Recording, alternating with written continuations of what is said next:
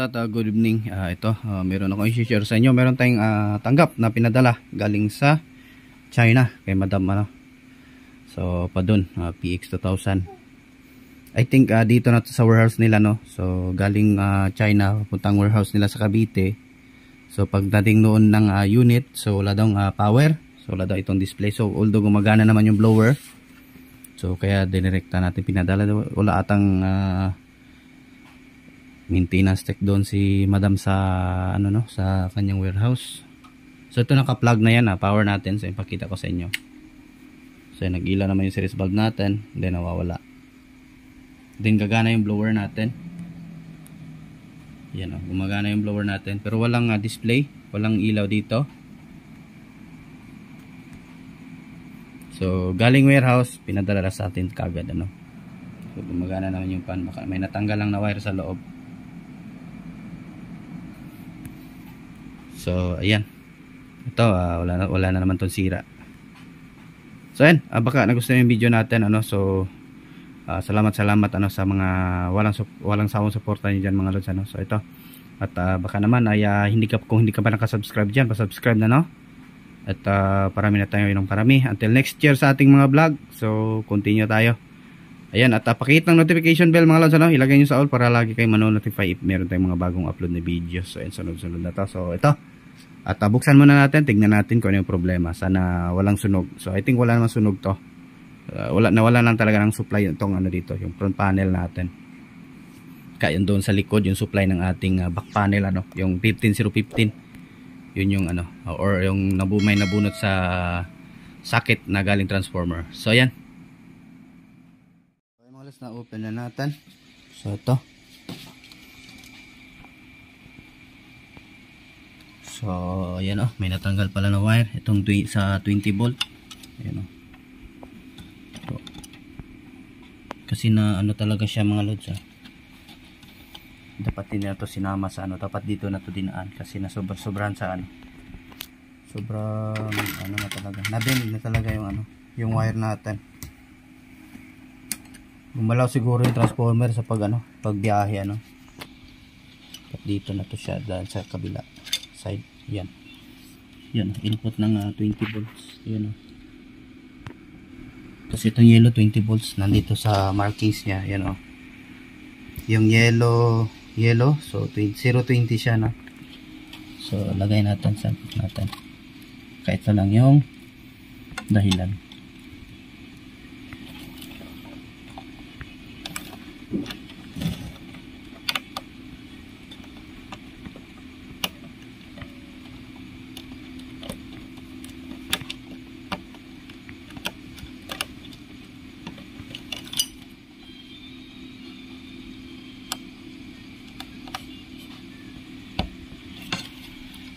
Yun, italiin lang natin to, hiwalayin lang natin to sa pagtali.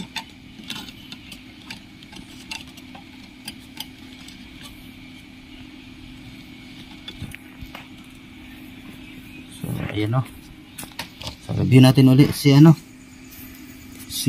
Padun PX 2000, So ay naka-MOSFET siya ng sa sa stepper niya sa high voltage. So ayan, naka-MOSFET siya ng 30U, if 30U60 and DN or 30N60, So ayan, naka 30, and then itong isa 70N20 yung kanyang diode ba yan? I think diode dyan. Tignan nga natin sa niya. So bali dalawang 30N60, then EP70 and 20, dalawa din. So diode data yan ang kanyang sticker. And then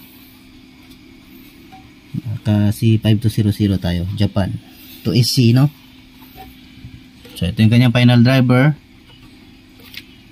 And then yung ating second to the final driver ay or bus transistor, ay MGE 15033G or C. Ano din sa kabila. So yung mga yung mga nagsasabi na mabilis lang mag-clipping, so pwede nyo po yan i-open yung ninyo. So check nyo po to, itong transistor na to, i-check nyo po yan. Tignan nyo, minsan kasi di natin alam yung pagkahinang ng factory, minsan ay naglo-lost contact or hindi na ayos yung pagkahinang. Yan lang yung i-check nyo. So dito sa kabila, meron naman siyang input ng 24, hindi na nilagyan So ito, wala naman din extra wire na natanggal. So yung soft start niya,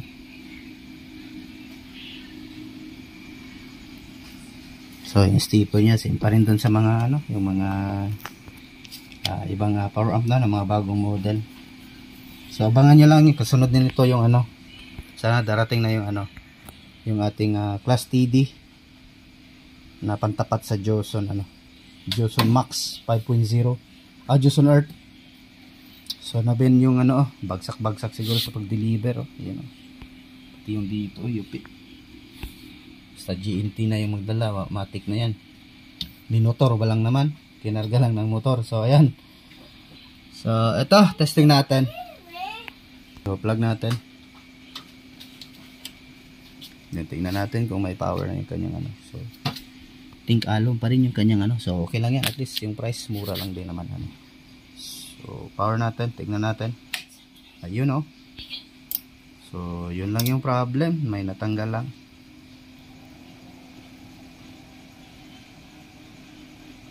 Then yung kanyang yung soft start ng ating yung delay ng ating protection, yun sabay na sabay. So ayan, so yun yung problem, maliit lang talaga, may natanggal lang. So itali natin to ngayon para safety. So ito maganda, kahit naka na sila, ayan, may apps pa rin yung kanyang board, di ba? So in case may magka-problema sa kanyang output transistor, kaya may internal protection tayo, so hindi maubos yung ating output transistor. So ayan, goods na goods to.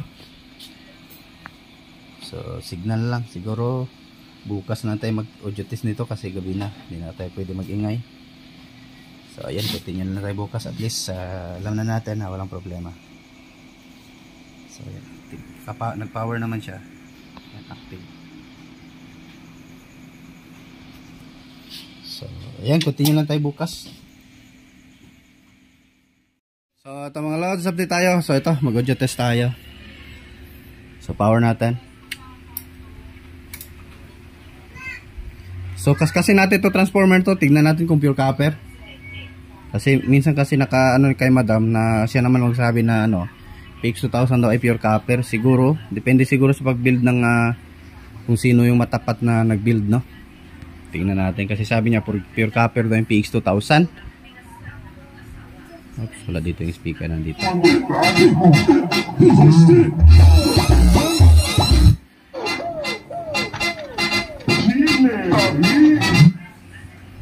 Palit tayo music, sound check. So ayan, kaskasin natin yan ngayon,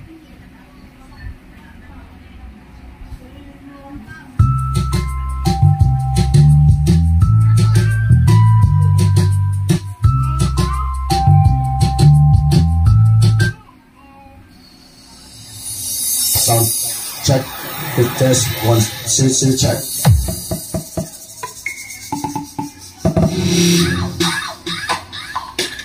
Sound check. Check, test 1 2 check.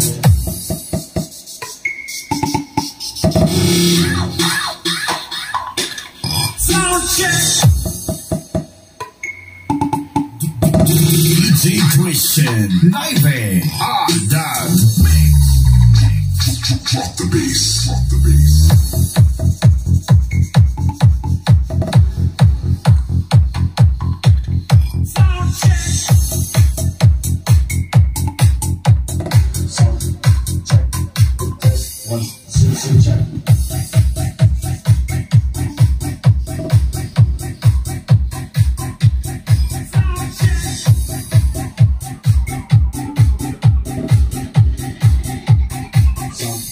Sound check it this one, two check. Two check. It this one, two check.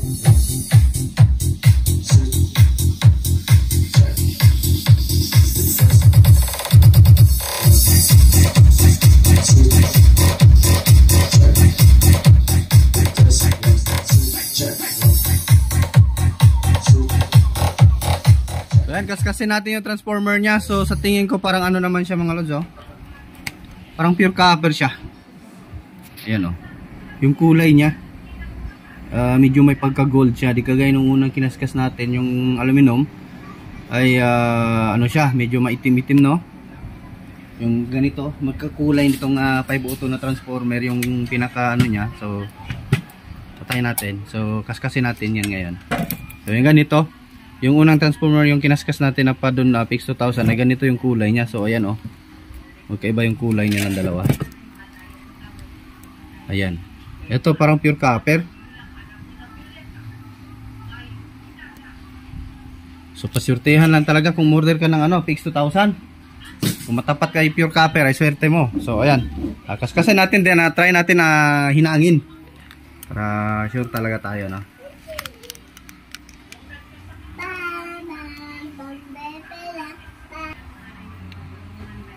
So, focus natin. Baba natin konti. Ayan.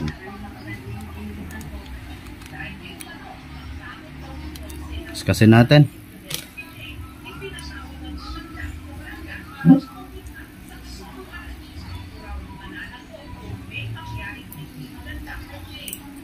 You know, pure copper nga mga lods. Kulay, ano talaga siya. Tanso talaga yung kulay niya.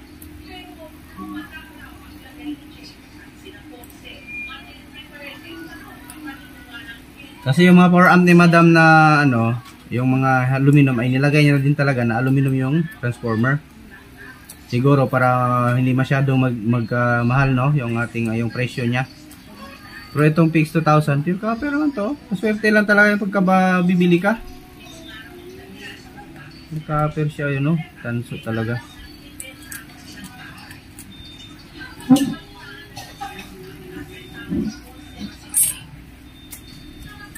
So ano, tanggalin natin, ilapit natin. Tinihinangin natin yan. Ayun, oh. Tanso talaga siya mga lods. Yan, oh. Ayan. Takpan natin yung ano natin. Oops. Ang sila mga sana kasi maliwanag. Patay muna natin. Yan, oh. So tansyo talaga siya. Pasortehan lang talaga kung bibili ka. Yan, oh. Ano talaga siya, copper. Hindi siya puti. So hinangin natin yan. Hinangin natin mga lods.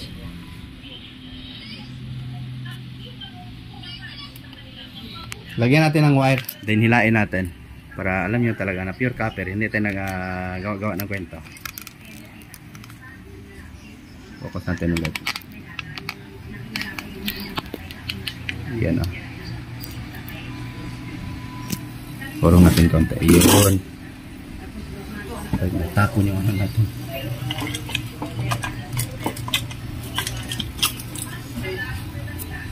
So hinangin natin.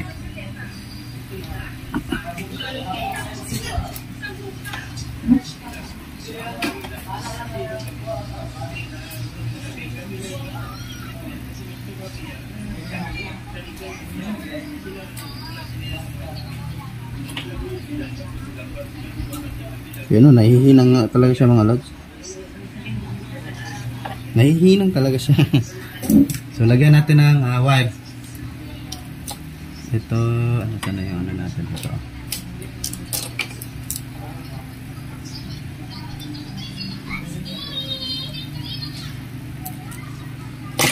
So hinangin natin.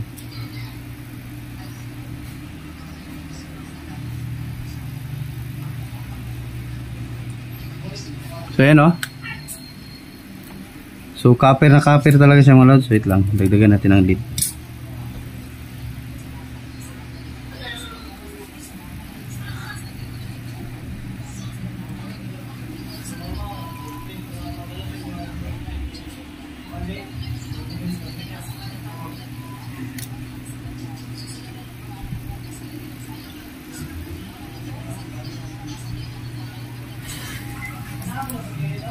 So ayan o.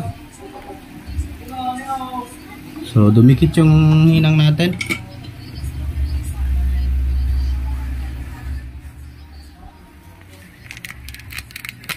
So nahihinang siya. So it means pure copper to. So swerte yung makabili nito.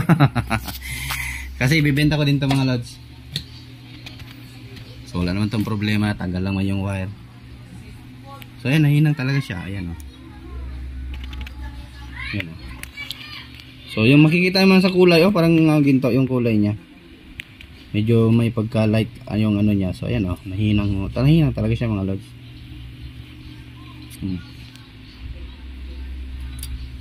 Tain natin yung wire, hindi matanggal. So ayan. So pure copper yung ano natin. Tanggalin na natin yan at tatakpan natin yan ng yung adhesive.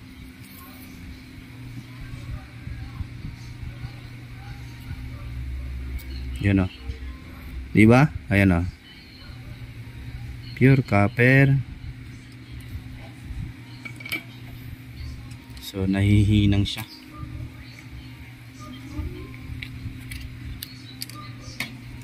So takpan natin. Pandikit.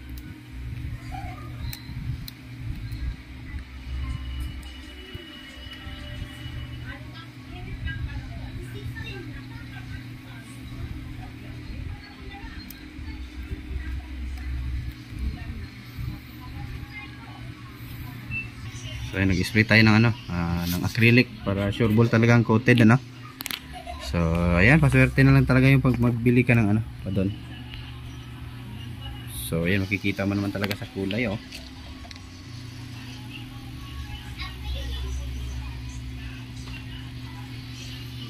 So testin natin ulit. Himayin na natin to, ilagay yung rubber nya. So ayan.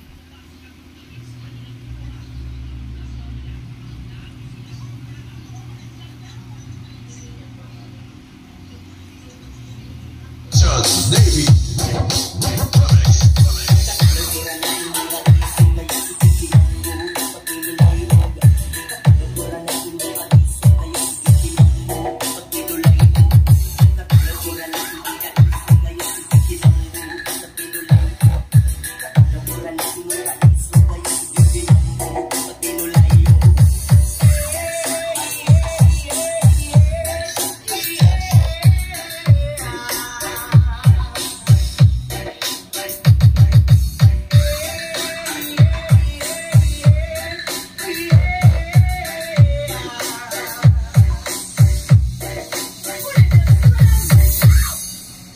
So ayan, 108, 72, 36. So ano siya, 3 tiers o 3 level yung kanyang supply.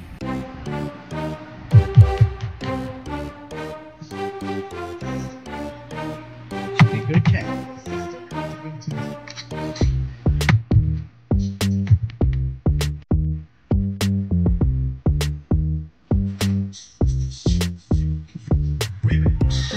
Initiating freeze.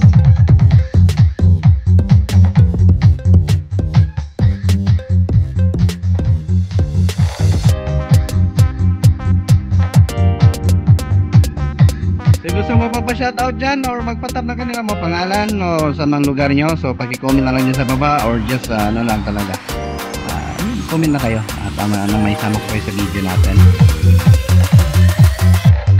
So huwag kalimutan i-like ating video mga lods. So ito nakipag-share sa inyo ng idea, no? Ideyang bumili. Ganda din kasi ng padon mga lods. So si Roderick, yung tiga Samar ba yun? So 4 yung binili niya na padon. So 2 class GB, yung PX 2500 na class GB, and then 2 ganito na PX 2000. So ayun. laging napuputol yung entrance wire ng barangay kapag pinatugtog niya, pinagana niya lahat. So ngayon nagbabawas na siya ng load kasi nga sobrang lakas, grabe. Pwede na ito pang mga sa pang mini pang mini sounds, pang battle knockdown mini sounds.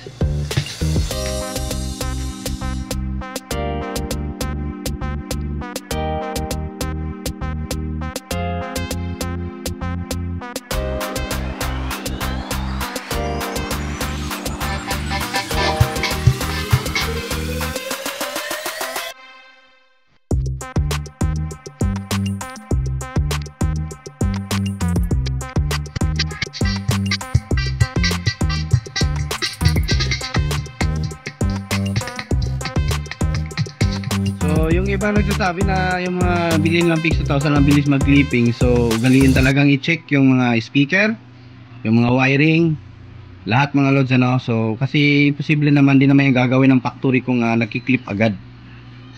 So ohms load, yun talagang tingnan. Watts dapat balance, yung ohms pareho lahat. Huwag ka maghalo-halo ng mga speaker na iba-iba ang watts.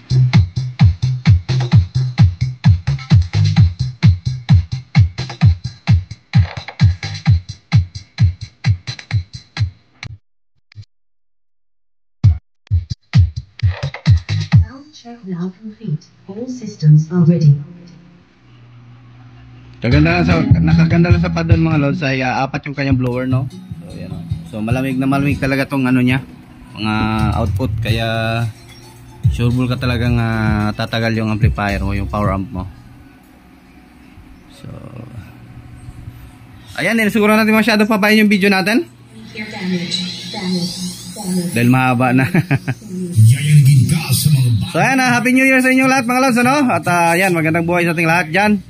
At Merry Christmas. Sana abundant kayo dyan lahat So ayan, thanks for watching. Diyos mabalos mga lods. Bye bye.